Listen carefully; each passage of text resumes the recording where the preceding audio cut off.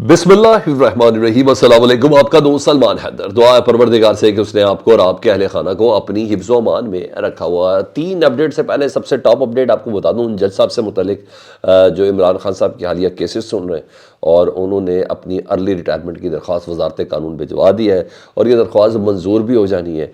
और इसमें क्या रिलीफ हो सकता है उसकी सबसे पहले डिटेल बता दो जी। मशहूर ज़माना जज हैं जज मोहम्मद बशीर साहब, और ये नैब के जज हैं और इतने मशहूर जज हैं कि इनकी 3 बार जॉब पे एक्सटेंशन हो चुकी है।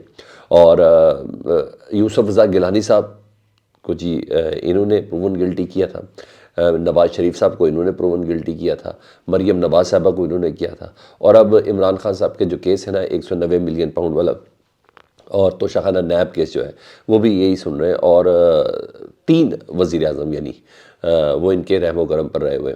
तो नैब के केसेस इस वक्त चल रहे हैं और क्योंकि एक ही जज है तो जेल में इमरान खान के जो मैंने बोला 190 मिलियन और तोशाखाना वाले केस ये रोज़ाना की बुनियाद पर सुन रहे हैं, क्योंकि 24 मार्च को उन्होंने हो जाना था रिटायर और कोई दूसरा जज तो बैकअप पे है नहीं। तो टारगेट पे इनका ये था कि इनको दिया ही क्या था कि आपने फ़ौरन से पहले केसेस निपटाने, तो ये रोज़ाना की बुनियाद पर जेल के अंदर सुन रहे थे। तो जिस पर पाकिस्तान तहरीक इंसाफ भी तनकीद कर रही थी कि भाई तहफ़्फ़ुज़ात का इज़हार किया था कि जज बशीर साहब ने बाकी केसेस को बिल्कुल छोड़ दिया, यही केस रोज़ाना की बुनियाद पर देख रहे हैं। तो ख़ास रफ्तार से चलने की वजह कि वो ख़ास रफ्तार से या ख़ास किस्म का इनको एक पुश है। तो अब जज साहब हो गए बीमार और जज साहब ने वजारत कानून को ख़त लिख दिया जज मोहम्मद बशीर साहब ने, और कि मेरी तबीयत नासाज है, मेरी तबीयत बीमार है। और पिछले दिनों ना अदालत के अंदर ही वो बीमार भी हो गए थे, फिर 3-4 दिन तक तो उन्होंने समाअत भी नहीं की थी। तो उन्होंने ख़त लिख के कहा है कि मुझे रिटायरमेंट तक ना मुझे बीमारी की छुट्टियाँ दी जाए, और छुट्टियाँ इनको मिल भी जाएंगी। और लेकिन अब जब तक नया ड्यूटी जज तैनात होगा जिसको ख़ास तौर पर तैयार किया गया होगा उसने आना, क्योंकि नई अदालतें ना बनी है ना नए जजेस तैनात हुए हैं। तो मतलब अब ये समाज जो रोज़ की बुनियाद पर तबीयत दूर तक चली जाएगी, फिर नए एविडेंस, फिर नई गवाहियाँ, फिर नई सब चीज़ें, ये सब चलेंगी। तो यानी नई जो भी मुंतखब हुकूमत आएगी, अपने तय मुंतखब हुकूमत आएगी, ये उसके दौर में ये सारा मामला जाकर हल होगा।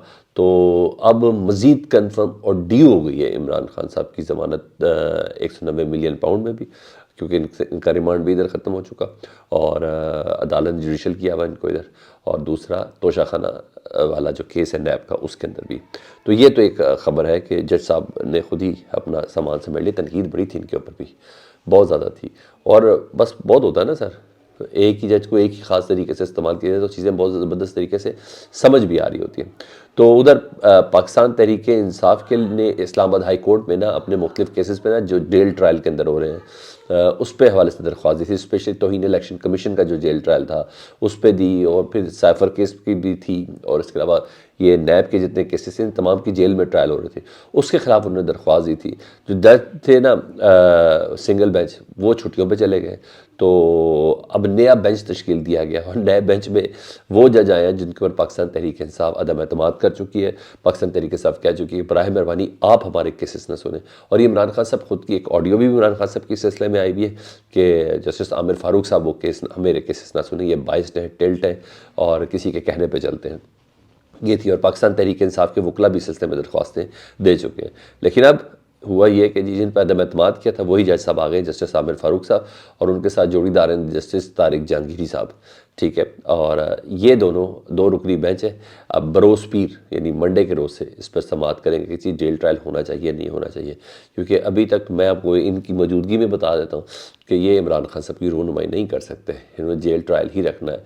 इमरान खान साहब का सहाफ़ियों से स्क्रीन के सामने गुफ्तगू, कैमरे के सामने गुफ्तगू कोई भी अफोर्ड नहीं कर सकता जी। मौजूदा हालात में तो हर चीज़ से कहते हैं ना बढ़ जानी है, हर सिचुएशन का बेड़ा गर्क हो जाना है। इतना ज़बरदस्त तरीके से जो कमाल कैमोफ्लाज किया गया है पूरे पाकिस्तान की सूरत हाल को, और जिस तरीके से एक कॉर्नर पे बल्कि से कहते हैं नुकरे लगा के रख देना पाकिस्तान तहरीक इंसाफ को लगाया हुआ ना, तो वो तो सब एकदम रह जाएगा।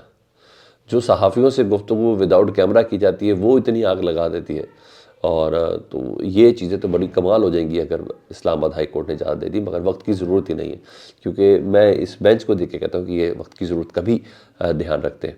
तो बहरहाल اگلے ایک ہفتے تک، جب تک وہ جج صاحب نہیں آتے جو سنگل بینچ کے تھے، ایک ہفتے تک تو عمران خان صاحب جسٹس عامر فاروق اور جسٹس طارق جہانگیری صاحب کے رحم و کرم پر ہیں، ٹھیک ہے؟ تو بروز پیر سے یہ بینچ سماعت کرے گا۔ سرگودا میں ایک نیا معاملہ کھل گیا، بلکہ کٹا کھل گیا، یہی بولتے ہیں نا، ہاں جی۔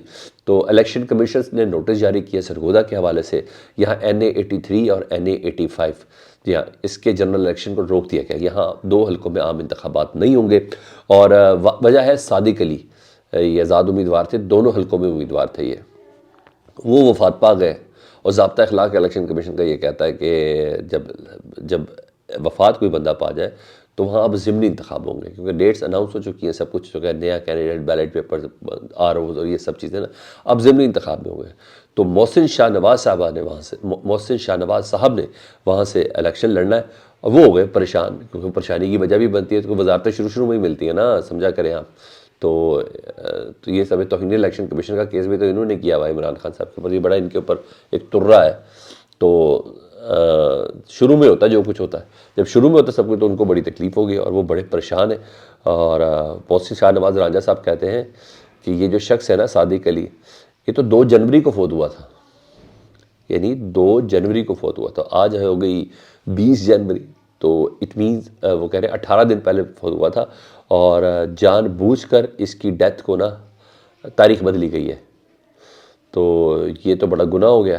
تو اب اس شخص کی جنہوں نے ڈیتھ سرٹیفکیٹ غلط بنایا، اس پہ آرٹیکل 6 لگنا چاہیے، یعنی فل سمجھ نہیں آ رہی تھی محسن شاہ نواز صاحب کی کہ اتنے غصے میں تھے۔ تو لیٹس سی، الیکشن کمیشن نے نوٹیفیکیشن تو جاری کر دیا، اب ہو کچھ نہیں سکتا، مگر شاید کوئی خاص ہو جائے، لیکن بہرحال NA 83 اور 85 میں دونوں میں انتخابات ملتوی ہو گئے، تو محسن شاہ نواز رانجھا صاحب عام انتخابات کے بعد ضمنی انتخابات تک کے لیے انتظار ان کو کرنا ہوگا، کیونکہ وہ اس لیے بھی پریشان ہے کہ ہوا ایک وقت کے لیے بنتی ہے، بار بار کے لیے ہوا نہیں بنتی ہے۔ جن کو گارنٹیز، جن کی وارنٹیز، جن کو انشورٹی ہے نا، ان کے تو مد مقابل لوگوں نے بھی کاغذات نامزدگی واپس لے لیے، شفقت محمود نے لے لیے۔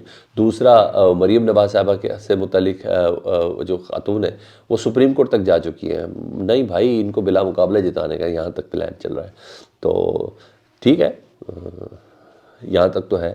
تو اس پہ میرا خیال ہے کہ وہ اس وجہ سے بھی پریشان ہے کہ کیا پتہ روتی بدل جائے الیکشن کے نتائج کے بعد، تو اس لیے ان کا پریشان ہونا بنتا ہے۔ تو جہاں انتخابات کے دن کے حوالے سے افواہیں گردش کر رہی ہیں، وہاں کچھ چیزیں شور بھی ہو رہی ہیں، ٹھیک ہے، اور یہ سلسلہ جاری ہے۔ پوسٹل بیلٹ پیپرز کی جو فراہمی ہے اس کا سلسلہ شروع ہو چکا ہے۔